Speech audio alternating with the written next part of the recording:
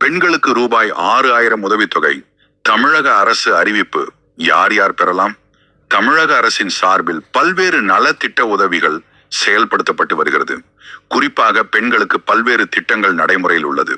குழந்தைகள் முதல் மாணவர்கள், குடும்ப பெண்கள், வயதானவர்கள் வரை அனைவருக்கும் ஏற்ற திட்டங்களை தனித்தனியாக செயல்படுத்தி வருகின்றனர்.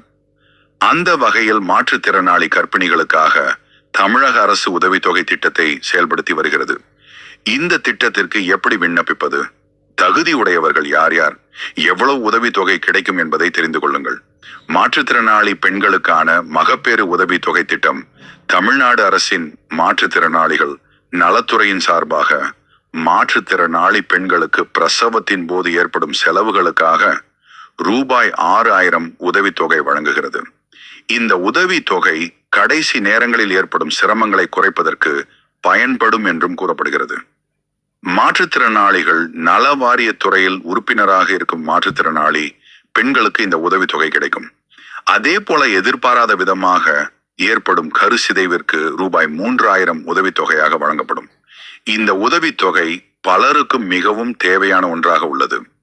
குறிப்பாக கடைசி நேரத்தில் நிதி தேவைகளை பூர்த்தி செய்து கொள்ள முடியும். மேலும் குழந்தைகளின் ஊட்டச்சத்தை குறைபாடுகளை நிவர்த்தி செய்யவும் உதவும். எப்படி விண்ணப்பிப்பது? மாற்றுத்திறனாளி பெண்கள் மகப்பேறு உதவித்தொகையை பெற நீங்கள் தமிழ்நாட்டை சேர்ந்தவராக 18 வயதை பூர்த்தி செய்தவராக இருக்க வேண்டும்.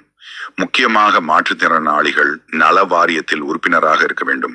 உங்களது மாற்றுத்திறனாளி அடையாள அட்டை, நல வாரியத்தில் வழங்கப்பட்ட அடையாள அட்டை, ஆதார் மற்றும் ரேஷன் கார்டு, குழந்தை பிறப்பு சான்றிதழ், மருத்துவமனை சான்றிதழ் ஆகியவற்றை சமர்ப்பிக்க வேண்டும். அந்தந்த மாவட்டத்தில் உள்ள மாவட்ட மாற்றுத்திறனாளிகள் நலவாரியத்தில் இந்த திட்டத்திற்கு விண்ணப்பித்து உதவித்தொகை பெறலாம்.